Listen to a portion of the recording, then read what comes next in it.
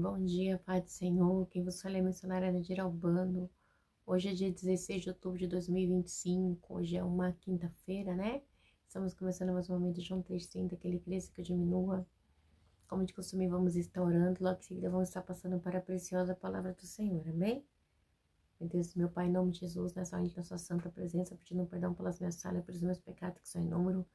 Meu Deus, eu apresento o meu lar, a família, o ministério, chamar todos se confiar da minha pessoa. Apresento também a vida desse irmão, dessa irmã que vai estar do outro lado, ouvindo a mensagem dessa palavra.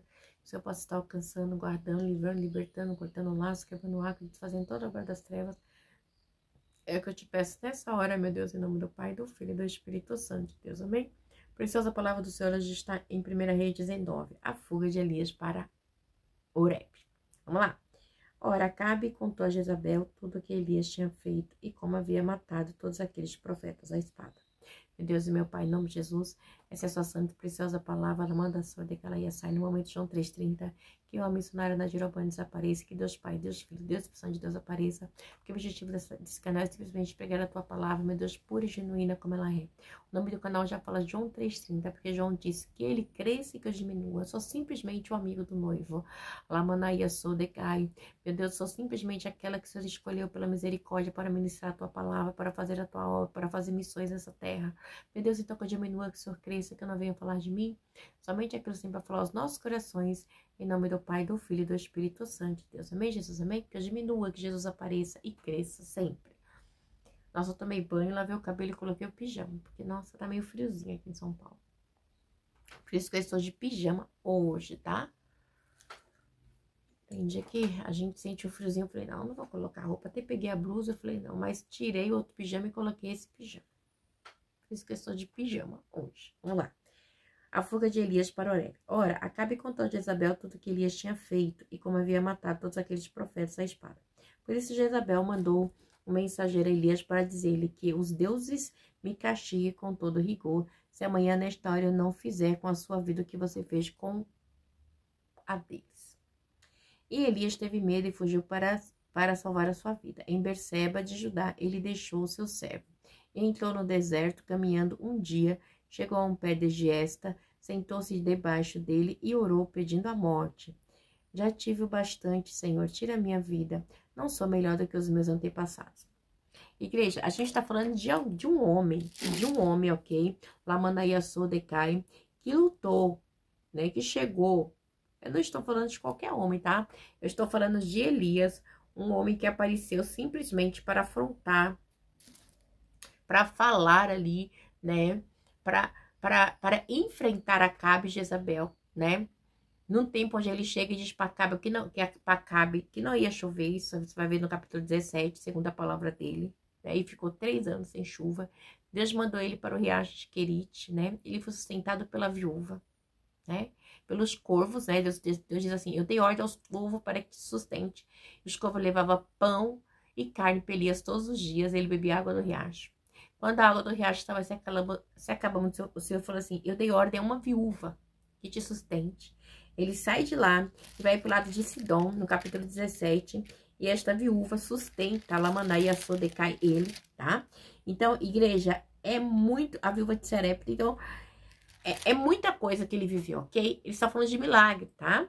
E aí ele chega lá e a viúva fala que não tem, né, nada, que estava pegando os gravetos para comer e morrer com seus filhos. Fala, não, segundo a minha, né, me dá um pouco d'água, me vê alguma coisa para comer, segundo a minha palavra, né, segundo a palavra do Senhor, não vai faltar farinha na panela, né, vai se multiplicar.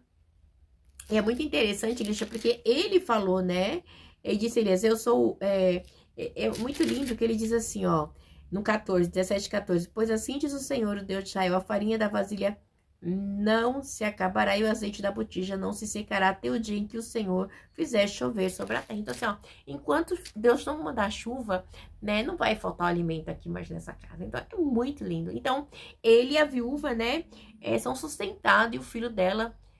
E ali depois o filho da viúva morre. E a viúva fala assim, nossa, você veio me lembrar o quê? Né? Que ela era pagã, né? Por isso que meu filho morreu. Não, ele vai, ora a Deus, Deus ressuscita o menino. Depois, esse mesmo Elias, no capítulo 18, ele vai, né, e luta com os 400 profetas de Baal, né? 450 profetas de Baal e a Zera, que comia na mesa de Jezabel, tá? E esses homens se cortam ficam falando com o Deus dele, com Baal, a manhã, o dia inteiro e nada acontece. E Elias falou, ó, enche de água ali, molha isso, molha aquilo. Elias orou a Deus e Deus veio e consumiu, né, todo o holocausto daquele lugar, né, só com uma oração de Elias, né. Então, lá ia só, de que ela ia sair, né, e é muito interessante também que Elias, ele constrói ali o altar de Deus que estava quebrado, né, lá manaia só, de que ela ia sair, né, ele repara o altar antes de fazer o sacrifício, aleluia, glória a Deus, aleluia. Então, ele conserta o altar de Deus, faz o sacrifício, coloca a água, né? E Deus, ele vem, ele ora a Deus, né? Ele faz uma oração tão simples, igreja. Ele arrumou a lenha, pôs tudo certinho, né? Ele faz uma oração tão simples, né? Ele diz assim, a hora do sacrifício, o profeta Elias colocou-se à frente do altar e orou. Então, no 18, versículo de 36 agora. Ó Senhor Deus de Abraão, de Isaac e de Israel, que hoje fique conhecido que tu és Deus de Israel e que eu sou teu servo e que fiz todas essas coisas por ordem tua. Responde-me, Senhor, responde-me para que este povo saiba que tu és Deus e que fazes o coração deles voltar para ti. Então o fogo do Senhor caiu e queimou completamente o holocausto, a lenha, as pedras e o chão, e também secou totalmente a água da valeta. Ou seja, foi assim, ó, consumidor. Ó, para você ver, né? Completamente, queimou completamente até a lenha, as pedras e o chão. Então, mostrando que Deus era Deus de Isaac, Jacó e Abraão, né? Que estava ali com Elias. Esse mesmo Elias que vivenciou tudo isso, agora, ele sofre uma ameaça de Jezabel. Tá entendendo, igreja? Né? Que às vezes a gente tem tantas situações com Deus e tem situações a mim na sua vida que invalidam o momento nosso com Deus, da calaia sou, de calaia sai. Tem situações que invalidam o nosso momento com Deus devido às situações que passamos, né? E a palavra vai dizer, né, que diz assim, né, no 4, no 3, Elias teve medo e fugiu para salvar a vida. Em Berseba de Judá, ele deixou seu servo, então, no deserto, caminhando um dia. Aí diz assim, chegou... Deixa eu virar mais um pouco para cá a câmera. Chegou a um pé de Giesta, sentou-se... Chegou a um pé de Giesta, sentou-se debaixo dele e orou, pedindo a morte. Já tive o bastante, Senhor, tira a minha vida, não sou melhor do que os meus antepassados, né? Depois se deitou debaixo da árvore e dormiu. Então, ele estava angustiado, ele estava deprimido, ele estava triste, ele estava chateado. Então, ele estava com medo, né? Retaliação, ansiedade, né? Depressão, seja lá o que você quiser falar. Mas ele estava angustiado. E aí diz assim, no 5, depois deitou-se debaixo da árvore e dormiu. De repente, o anjo tocou nele e disse, levanta-te e coma. Elias olhou ao redor, ali junto à sua cabeça. Havia um pão assado sobre brasas quentes e um jarro d'água, e ele comeu, bebeu e deitou-se de novo. Então, igreja, mostrando que Deus, ele cuida até no deserto, tá? No momento mais difícil da nossa vida, Deus está cuidando de mim e de você. Parece que não. Deus enviou o anjo ali para alimentar Elias. Ele não conseguia ver, não. Mas Deus enviou um anjo, né? E Elias comeu, com cuidado de Deus. E aí continua. O anjo do Senhor voltou e tocou ele. Então, assim, um anjo toca ele. Depois o anjo do Senhor voltou e tocou nele, né? Então, 2 vezes tocou, né? Tocou. E disse, levante-se, coma, pois a sua viagem será muito longa. Elias, ainda você está aí, a viagem é longa, levanta, vamos andar, rapaz. Né? Pois como a sua viagem será muito longa. Então, ele se levantou, comeu, bebeu, fortalecido com aquela comida, viajou 40 dias, ó, viajou 40 dias e 40 noites. Ou seja, não foi uma comida qualquer, foi uma comida vida do céu, tá? Então, a gente tem que se fortalecer com o alimento do céu, não dessa terra. Porque se a gente olha para situações dessa terra, da Canaia, de Calaiaçai, a gente não consegue ver a providência do Senhor, ok? Ele foi sustentado, na Manaia, ele foi alimentado com a comida do céu pelo anjo, ok? Diz assim, voltou, e diz assim, ó, levanta-se, como Elias olhou, e eis que estava junto à cabeça ali, ó, havia um pão assado em brasas, quente, né? E um jarro de água. Então, Deus cuidando, tá? No deserto. E diz assim, e no 8, então ele se levantou, comeu e bebeu, fortalecido com aquela comida, viajou 40 dias e 40 noites, até chegar a Horebe, o monte de Deus. Ali entrou numa caverna e passou a noite. O Senhor aparece a Elias. Aí, de novo, Deus tira ele da caverna, ele anda 40 dias, depois ele volta para a caverna de novo, mostrando, igreja, que tem situações na minha, na sua vida, se a gente parar, a gente volta para a caverna. A gente volta. Como psicóloga, né, se alguém não sabe, eu sou psicóloga também, né? A depressão é algo que ela vem, não é agora, ela vem de muitas descargas emocionais que a gente vem, né, perdendo, é decepção, é tristeza, é angústia, é luta. Chega uma hora que o nosso esgotamento físico, ele é total, né? E Elias, ele estava totalmente esgotado, ele tinha matado 400 homens da Calaiaçu de Cai. Eu não sei como é que foi isso, mas tomada pelo Espírito de Deus, ele matou 400 homens. E matar, despedaçar, não é fácil, né? 450 homens, ok? Então, e ali, vendo toda aquela situação, ele se sentiu sozinho, ok? Tem momentos da nossa vida que a gente vai se sentir sozinho. Aí começa aqui no 9. E ali entrou numa caverna e passou a noite. E a palavra do Senhor veio a ele. O que você está fazendo aqui, Elias? Né? E aí Deus aparece a Elias. O que você está fazendo aqui, Elias? Quer dizer, voltou para a caverna de novo. Então, 2 vezes, né, ele entra numa caverna. Então, né, 2 vezes ele entra numa caverna, né? Na caverna não, ele entrou no deserto, né? E depois ele vai para a caverna, lugares de dificuldade, tá? Deserto, né? Entrou no deserto, já viu, caminhou um dia. Depois ele vai lá, pede amor. Depois ele vai para a caverna. Ó, lugares de angústia, de depressão, né? Deserto é lugar que a gente, meu Deus, de dificuldade. Misericórdia. Na laçou daquela ia sair. No deserto, o calor de dia é escaldante, à noite é um frio. E aquela areia afundando no seu pé, tudo pesando. No deserto é terrível. Vamos lá. E ele respondeu: tenho sido muito zeloso pelo Senhor Deus dos exércitos. Os israelitas rejeitaram a tua aliança. Aí ele começa a contar.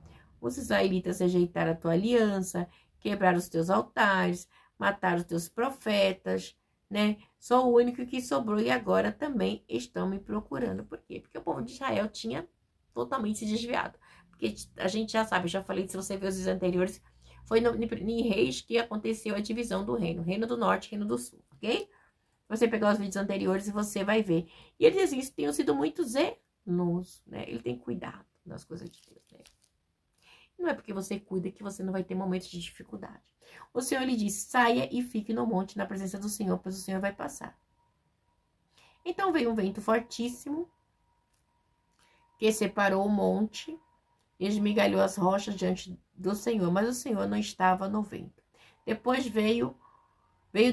depois do vento houve um terremoto, mas o Senhor não estava no terremoto.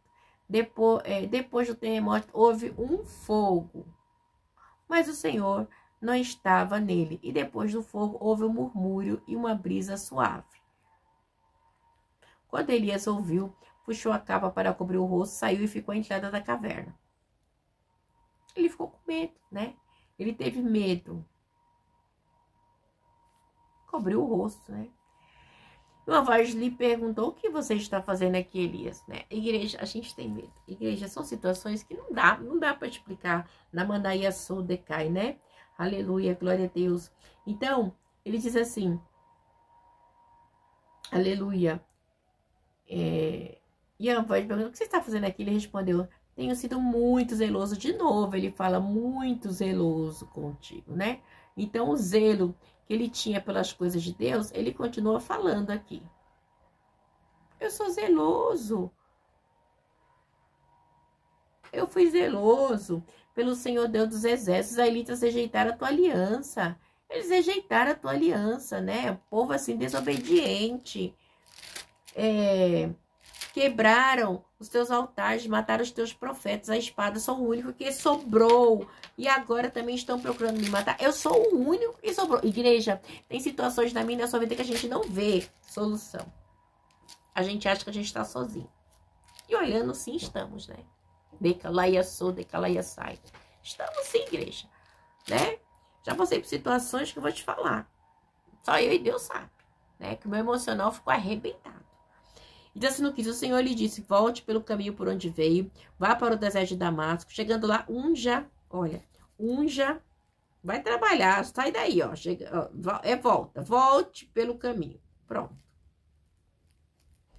Unja Zel como rei da Síria, unja também Jeú, filho de Nissi, como rei de Israel, e unja Eliseu, filho de Safete, de Abémer, para suceder a você como profeta. Então, você tá falando assim, chega, Elias, sai da caverna, vai trabalhar, vai fazer seu trabalho de profeta, vai ungir o povo, vai ungir, né? Então, Deus dá uma ordem para ele sair da caverna e ungir as pessoas, tá? Vai ungir. Ele diz assim, e Jeú matará todo aquele que escapar da espada de Hazael, Eliseu matará todo aquele que escapar da espada de Jeú. No entanto, fiz sobrar 7.000 em Israel, todos aqueles cujo joelho não se inclinaram diante de Baal, e todos aqueles cuja boca não beijaram. Tu tá achando que é tu sozinho? Não, ainda tem 7.000. Tem você nessa situação, mas tem 7.000 também que está lutando para não se perder. Decatar, Yassô, decantar, sai, né? Bom dia, filho. Tem 7.000 que está se lutando. Então, não é só você não, Elias, tá bom? Tem mais um povo aí que está lutando contra Jezabel, contra Acabe, na Yassô, decala, sai. Aleluia. Diz assim. Então, permaneça firme, no 19. Então, Elias saiu de lá e encontrou Eliseu, filho de Safete. Ele estava arando com 12 aparelhas de bois e estava conduzindo a 12ª aparelha. Elias o alcançou e lançou sua capa sobre ele. Elias vai e chama assim, ó, deixa eu ver a capa. Chama, venha, né? Dizendo assim, você é meu sucessor. Mas ele não ungiu. Olha só que muito interessante, né? Porque Deus manda ele o quê? Ele unge, é para você ungir.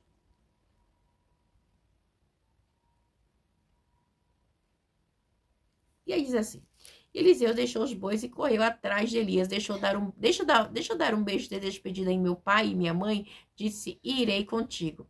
Vai e volte, respondeu Elias. Lembre-se do que lhe fiz, né? Então assim, o chamado, né? É o chamado. E Eliseu voltou, apanhou a sua parelha de bois e os matou. Queimou equipamento de arar para cozinhar a carne e deu ao povo, e eles comeram. Depois partiu com Elias, tornando-se o seu auxiliar. Então, não olha para trás, né? Quando Deus chama, quem Deus chama da Canaíaçou, de Calaiaçá, não olha para trás. É seguir, de Calaiaçou. Eliseu entendeu o chamado.